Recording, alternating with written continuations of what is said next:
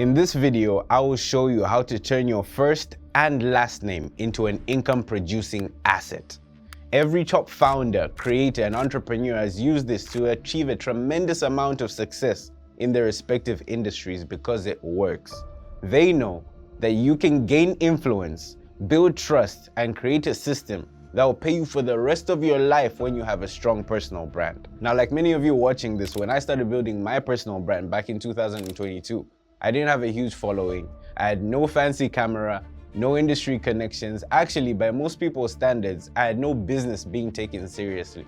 But within a year, I was invited to speak at universities, masterminds, and made my first 6 figures, all because I built my personal brand. In today's world, people buy from people they either like, trust, or know. And as a matter of fact, a report by Nielsen found out that 92% of consumers trust recommendations from people they already know over any form of paid advertising. That means that if you want to build a lasting business and create real leverage, building a personal brand isn't optional anymore. It's actually essential. Now, with that being said, I'm gonna walk you through my exact 5-step process, which I like to call the brand mastery framework, that you can follow to build a profitable personal brand that pays you both this year and years to come. The first step is authenticity. Now, I hear a lot of people saying that building a personal brand is saturated, but that's only true if you're not trying to be authentic. For example, over the last 4 years, it became more and more difficult to stand out in the finance space on YouTube because everyone was just trying to copy the same person. It was literally crazy. The same thing happened just a few months ago when everyone and their uncle was trying to make what they called raw and authentic content, which was essentially people just making videos directly from their phones and then posting it onto YouTube. Now, the problem with trying to build a personal brand based off viral trends is that you become a slave to the algorithm instead of building an actual audience. The more people jump on a trend, the less attention it holds because anything repeated excessively becomes less desirable. You never want to rent attention, you want to own it. No matter how much you like a song, if you play that song 50 times in a row, you eventually get sick of it, because anything that's excessively repeated becomes less desirable. And the same thing is true with trends, because whenever the algorithm changes or dies out, so does your attention. The only way you can escape competition is through authenticity. One of my favorite scriptures in the Bible is in the book of Proverbs chapter 18 verse 16, which says, "A man's gift opens doors for him." Your unfair advantage is that God made nobody else exactly like you. So you already have a competitive edge. Nobody else can replicate the combination of experiences, insights, and personality that makes you who you are. People can copy your content formula. They can copy your studio set. They can even try to sound exactly like you, but they can never be you. So lean into that because it's your strong suit. Now, that doesn't mean you can't take any inspiration from anybody. For those of you that didn't know, Burna Boy built his global brand by taking inspiration from a man by the name of Fela Kuti. Now, I'll be a bit biased when I'm talking about Fela Kuti because he was a Nigerian legend that put African music on the map when he created the music genre that we now know as Afrobeats. Now, the reason Burna Boy made it so big was because he didn't just blatantly copy him. There could only be one Fela Kuti. It's because he took inspiration from what people were already familiar with and added his own unique style to it. In that way, he wasn't just riding someone else's wave, he created his own. If you actually want to succeed in building a personal brand that people not only follow, but actually buy from, then you need to use your competitive advantage that only you have been gifted by God, which is authenticity. Not trying to be chetekelak, not trying to be Alex Hormozi, not trying to imitate Myron Golden, but authentically being yourself. Everybody tries to copy someone else because for some reason there seems to be safety in imitation, but you should know that there's no greatness there. As long as you tailor your brand to fit someone else's style, you'll forever be second place to them. Sometimes you might not even get that lucky and actually be 3rd or 4th place because there can be someone else that's better at copying that individual more than you. So be authentic. That moves us to our second step. The second thing you need to build a profitable brand is a core message.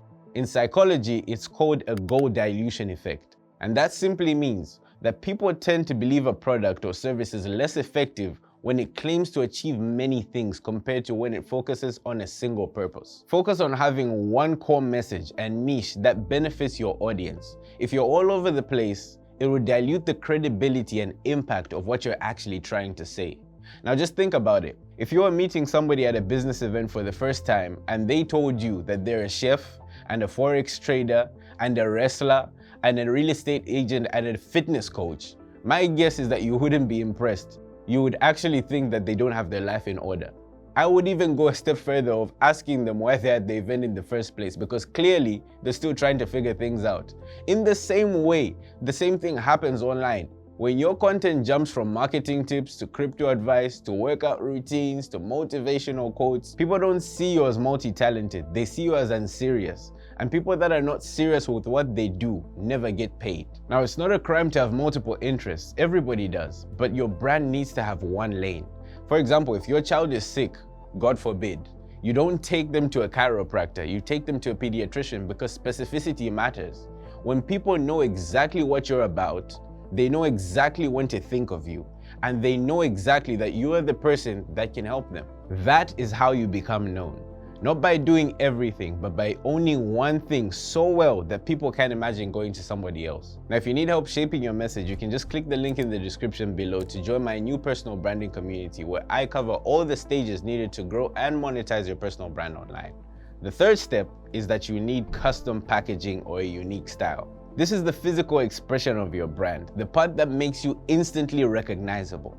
It might be your thumbnails, it could be your color palette, it could even be the way you structure your videos, and even something as small as your hairstyle. And the goal for this is so that when people see you, they know it's you. And there's people that do this exceptionally well. James Harden with the beard, Alex Hormozi with the gym vest and the nose strip, Andrew Tate with the shaved head and sharp presentation. Before they can even speak, you recognize it's them. And in a crowded market, recognition is leverage. Joe Rogan is actually one of my favorite examples of this because he has a unique red background thumbnail style. It doesn't change because that's part of the way his brand is packaged. The day he changes his thumbnail and starts posing like Mr. Beast, it'll be off-brand. When you see that red background and two people sitting across each other, you don't have to be told it's Joe Rogan, you just know it is. That's the power of custom packaging, and it's absolutely necessary for anybody that actually wants to build a brand. Because when somebody scrolls past your content and instantly knows it's yours without even reading a single word, you've won. Because you've achieved what most people struggle to do, which is becoming recognizable. And in a world where attention is limited, recognition is power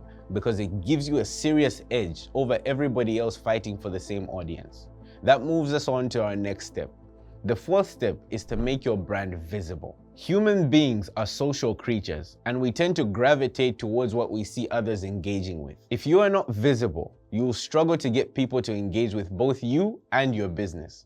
Obscurity actually kills more businesses than products ever will. And that's the brutal truth of the market. It doesn't reward the best, it rewards the visible.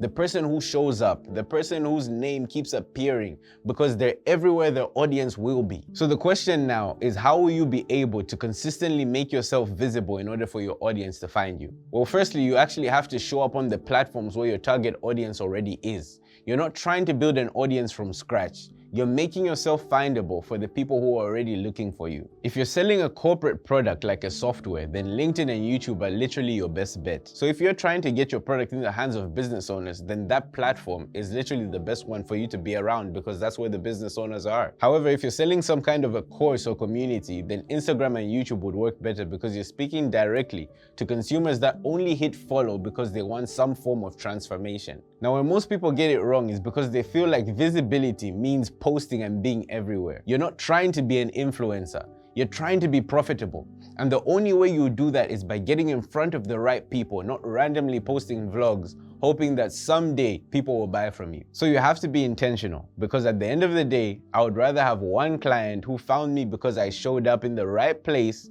than 10,000 followers who will never spend $1 with me. Strategic visibility beats random visibility every single time. And the sooner you accept that, the faster you'll start seeing results from the effort that you're putting into your content. The fifth and final step to building a profitable personal brand this year is consistency. Building a personal brand is a long-term game, and this is where most people fail. Nobody builds $1 million brand overnight. The people that you see winning right now, the ones that make it look like they have endless opportunities, aren't just people that woke up overnight and had a big brand. They're people that showed up over and over and over again, even when they felt like nobody was watching. Consistency turns strangers into followers, and followers into fans, and then fans into raging customers. because every time you show up, you're reinforcing who you are in the eyes of your potential audience. I mean, just think about the people that you already follow. You don't just follow them because they posted a great video and disappeared. You follow them because they kept showing up and giving value again and again. That is the benefit of consistency, because it will build you a loyal audience that will always, in turn, buy what you sell. With that being said, that is exactly how you build a personal brand that pays you this year. Now, if you want my help doing it properly, you can just click the link in the description and join my personal branding community, where you'll find all the templates, courses, resources, and playbooks to help you on your personal branding journey. So you can just click the link in the description and I will see you inside. As for everybody watching the video, remember that it is too crowded at the bottom. I'll see you at the top. See you in the next one.